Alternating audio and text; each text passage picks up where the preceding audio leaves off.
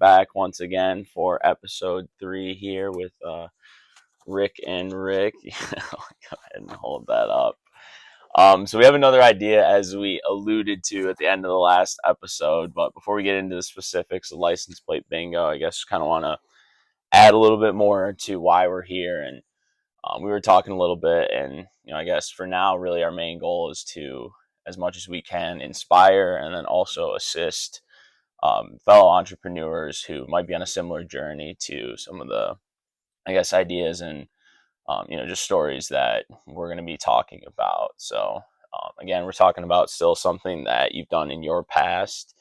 Hopefully, down the road, we can kind of bring in somebody else who's been on a similar journey, like we said, just for either the purpose of, again, looking back for lessons learned, continuous improvement, or even possibly somebody again kind of in that middle stage or early stage looking for some feedback here and there. I guess, is there anything else you want to add to kind of that purpose there? I think that's well put. Um, you have ideas of your own. The goal with an idea is to bring it to reality, because if it just stays in your head, it's nothing, as we've talked about before. So it may be a great idea, but Yeah. we need to take action. And action leads to production. And that's where you can possibly generate some revenue, shall we say. Yeah. So Yeah. license plate bingo is a good example of some lessons learned over the years, as we will be going into. So Yeah. Okay. Well, I guess then, kind of a good transition. License plate bingo. I guess, what is that? Obviously, it's a game. And to be honest, I know the gist of it, but let me take us kind of from, I guess, very simple. What is license plate bingo here? yeah, license plate bingo was actually my very first um, product from start to finish. I had just left a company that I'd worked for about 7 years, and it was in an auto related industry. It's an interesting story, too. Developed some neat products in that environment, some of them pretty successful, as a matter of fact. Well, we won't go into it right now. It's a later episode. But Hey. so I left this company, was excited about an idea that I had that the company didn't want to pursue, because it wasn't really a good fit for their product line and business and so forth. So put this together. Basically, it's a travel game that was designed for and intended to entertain kids on the road. We've all heard the story. When are we going to get there? Well, with license plate bingo, you never want to get there because you're enjoying this wonderful game. So this was way before all of the technological Yeah. advances. This is 1993. And basically, again, it was intended to just provide some entertainment for travelers, and particularly kids. But it had some really interesting little um, alternative revenue opportunities. So it was customizable, for example. Um, and that was one of the things we'll talk a little bit about in terms of where I took it to Mhm. for possible sales and so Yeah. forth.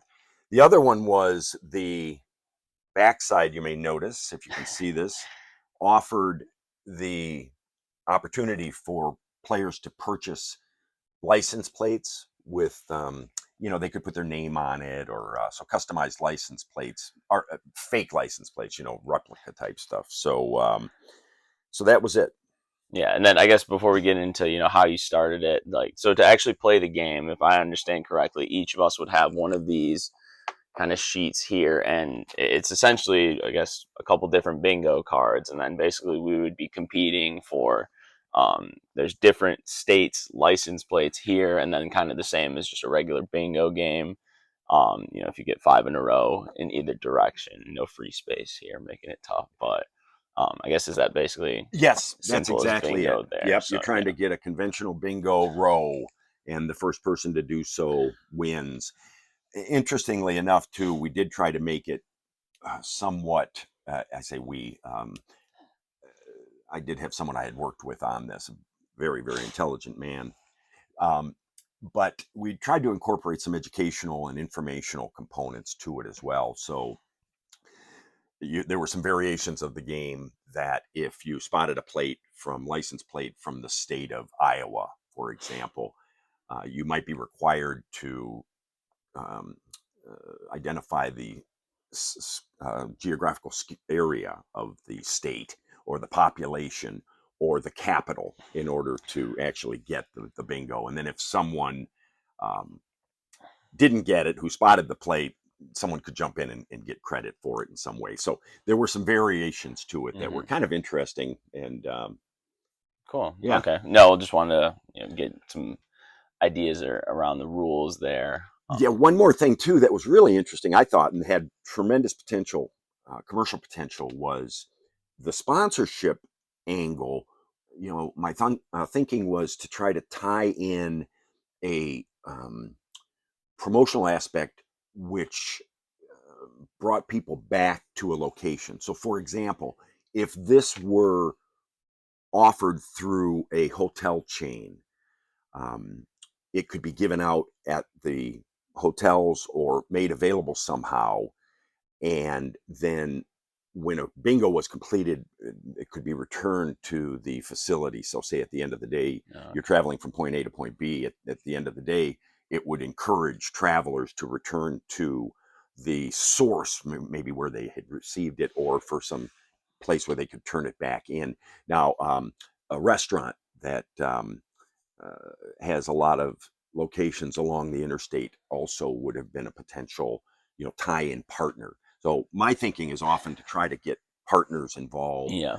for commercial opportunity. Yeah. So just a little side note. Yeah. Somewhere where people are already going, possibly already spending money and traveling there, and just kind of segue into a Yes, nice entertainment source for their travels. entertainment source, exactly, and to generate, to engage the traveler Hmm. with the sponsor and to encourage return visits.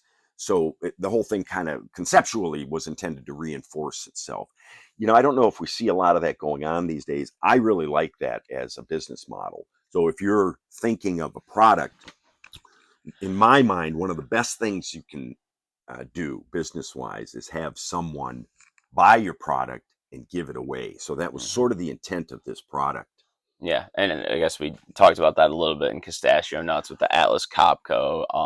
The end customer using it doesn't actually have to pay for it, which can do a good job, I feel like, of circulating and getting Love it. your exposure there. I guess let's go back. And I'm not sure if the person you mentioned working with was helpful in terms of like getting the first prototype out there, but I guess were you just did you draw something up? How did you make the first copy of license plate bingo to start kind of testing and circulating there? Yeah, the product development is, obviously one of the funnest parts of the project, and it's critical because you want to design a good product that works, that's functional, that's serves its purpose, shall we say. So yes, this gentleman was a doctorate. He had a doctorate in education, but he had a good business sense about him too.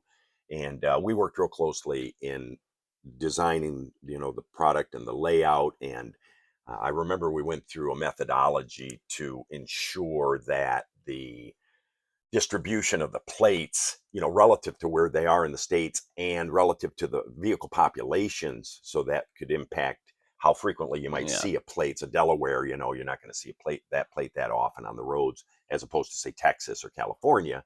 So we factored those things into it, and he helped also with the rules.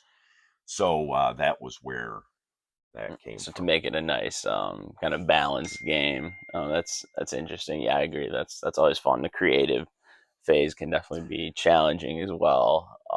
But I guess how'd you go about once you had sort of like something you could show someone? Were you just kind of bumping into people, bouncing it off of them? Did you go about any way of like formally collecting feedback? Yeah, this was back in '93, so it's been quite a while. Bit of a different landscape there. It it was. We did seek some feedback, but then we produced the product. I say we. It was my own project, but I did have some help along the way. But yes, we produced the product, and then really kind of jumped right into the marketing end of it. And we did some direct mail marketing, which was the method at the time. And Hmm. we were trying to sell it to campgrounds and different travel related organizations and so forth, companies that could sell it. So we kind of took I guess, almost a two-pronged approach, which might be useful for you if you're thinking of doing something, a project. And by that I mean we offered a retail angle, but my original intent from the beginning was to, as I said earlier, involve it as a promotional product for large companies in the travel industry, primarily along, the freeway arteries of the country. So, Yeah. and then we did do some interesting marketing on that. I keep saying we and I, but it's primarily myself. But I did have some help along the way. Obviously, you never do anything, something, any project exclusively within a Yeah. vacuum. But Yeah. Fully. so where what I really wanted to communicate was, if it's okay to, Yeah.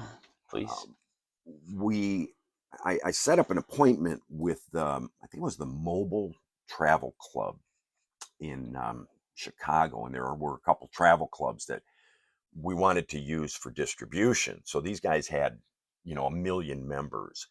And so there was a meeting that I went to with these guys in Chicago, and that was an interesting story too, because I was, real nervous at the time and so forth. Whereas, and going into it alone, there's some things you can learn about that. Sometimes it's helpful to have someone with you, Yeah. um, and they were very interested in it, and but that never materialized. But again, conceptually, that was where we saw a good partnership Yeah. opportunity. So if these guys were able to distribute 1 million of them with a hotel chain and or, restaurant chain Yeah. or a gas station that has significant presence Footprint. and Yeah. footprint. Yeah, no, So definitely. Again, looking for opportunities to, I guess, an organization that's already working with and has access to your potential customer base. So definitely very intuitive for your first venture to kind of be looking for that and thinking about the customer. So definitely interesting there on the channels. I want to shift a little bit to kind of like how you protected this idea, and I know I see bright ideas somewhere on that. So with this being your first kind of product, how did you approach kind of taking ownership of this idea and making it something that you can legally protect a little bit? right, right. Well, with that, we formed a company, and basically we were protected with this one by copyright, and we didn't really trademark anything. And that's a different process. But straight up copyright was the protection for this. And we did have some imagery and a little fella there, Billy Bingo, we created, who kind of was a license plate with a happy face, and it's kind of cool. So, if I did it today, I would probably, or if I were to dust this off, if we were to dust this off and do Hmm. something with it, we'd probably protect Billy Bingo and the Yeah. term phrase license plate bingo with more of a trademark protection. So So I this guess one was pretty much just with copyrighted. I was going to say within the scope of that. So then, what would be protected about this as a copyright? Just the like print itself, or what's Yeah, in that sense? What's protected? I guess. I'm not a lawyer, obviously, Yeah, I but know, not either, but just for discussion copyright purposes. protection does offer some pretty strong, protections from infringement. Hmm. And when you publish something and distribute it commercially, I think there's a legal copyright Hmm. protection associated with that. Do make sure to look into that, Yeah, though, as you move forward. There's just nowadays so much information available on what yeah, protections and stuff are available. And, you know, yeah. No, definitely neither of our strengths. Obviously, neither of us are practicing attorneys, but that's definitely interesting and a good. Yes, I'm sure a lot of lessons learned there for your first kind of venture. But important considerations, though, mhm, important.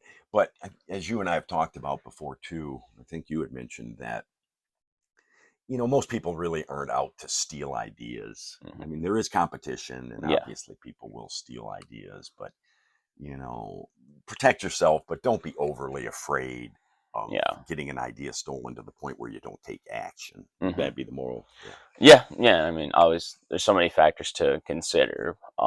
But in general, it seems like a lot of the times you going out and testing it gives you enough valuable feedback to strengthen it more than, if you'd waited for the perfect form of protection to where it was completely, I guess, kind of bulletproof. But That's a really good point. And the fact of the matter is, when we went into the large travel club, that was in the back of my mind. But the fact is, now I realize they weren't going to steal the idea. That's not what they do. hmm They're in the business to promote their travel club, and such as AAA Michigan. These AAA organizations are huge. They're not in the business to produce a travel game. So if you go to hmm someone with a good idea, yeah, you want to protect yourself, and sometimes you do need NDAs and so forth. But mm, don't go in there frightened that, oh, geez, I don't want to talk to these guys and tell them everything I know because they might steal the idea.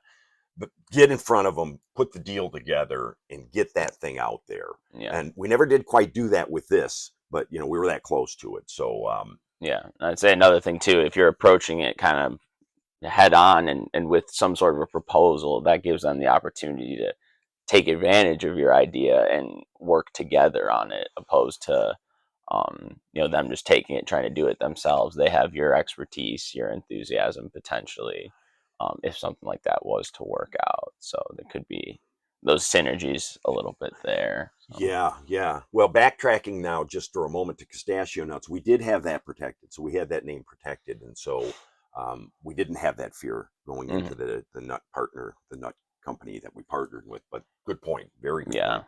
And I guess we kind of talked about the competition. So, this is an early 90s. There wasn't podcasts out there to kill hours in the car. Were there any specific competitors? Like, do you know of anyone that was like doing something super similar to this? I see you reaching for a prop there. What do we have There here? were some other products out there, license plate games, Oh, okay. which we didn't really see as necessarily direct competition because of the nature of our approach. You see, hmm um, we always saw this as a promotional product to be used in the travel industry. And then I did also develop some other similar types of games. One of them was called conceptually. They never got off the ground hmm for a number of reasons, but I had a good one called Billboard Bingo, where billboard companies would put um, codes in, say, the lower corner um, of the billboard The that advertisement. people Yeah. would be looking for, to gear people as they're driving to look for participants in the billboard bingo thing, and then again having interaction with the people playing it to get them back to maybe hmm some location to Yeah. get Yeah. And I people to like generate traffic for. Yeah, and I like kind of the aspect of this where it doesn't just end with winning the bingo game, like getting them back to like almost where they started at, and then that can channel you back to if you're promoting this more. If the like travel agency, for example, has other products that they can then use as like interaction points with their customer when you're redeeming your prize or whatever it may be for license plate bingo. So that's an interesting dynamic there, and like creating a lot of, I feel like, engagement and investment from the customer in just your idea, I guess. Well, the idea, yes, but also for the purpose of, like you say, customer and producer or company engagement. I agree 100%. With the technology available today, actually, this is probably more viable than ever before. Yeah, A lot of people kind of think, oh, it's so hard to make it. There's so many people out there. There's so much competition. The fact of the matter is, today's technology allows for more opportunity than ever.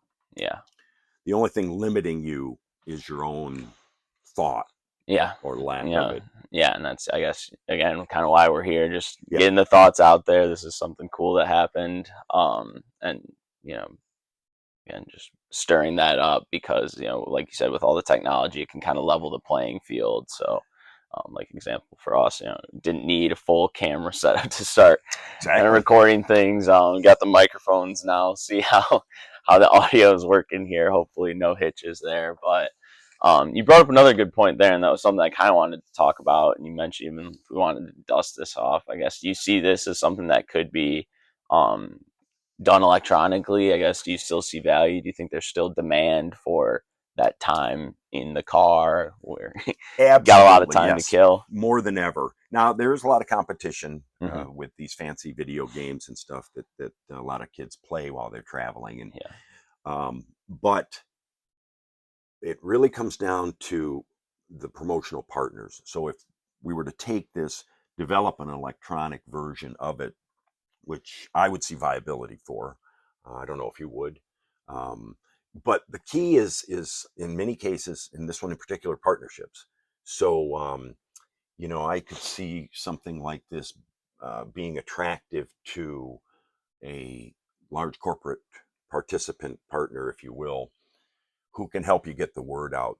yeah, and then potentially even leveraging, like you said, those partners for the travel related organizations. I'm not sure if that Chicago organization's still around today or not, but could kind of have those same channels that you talked about in the attractiveness of engaging the customer, having somebody else promote it for you a little bit, um, somewhat be enabled by more technology and less physical distribution.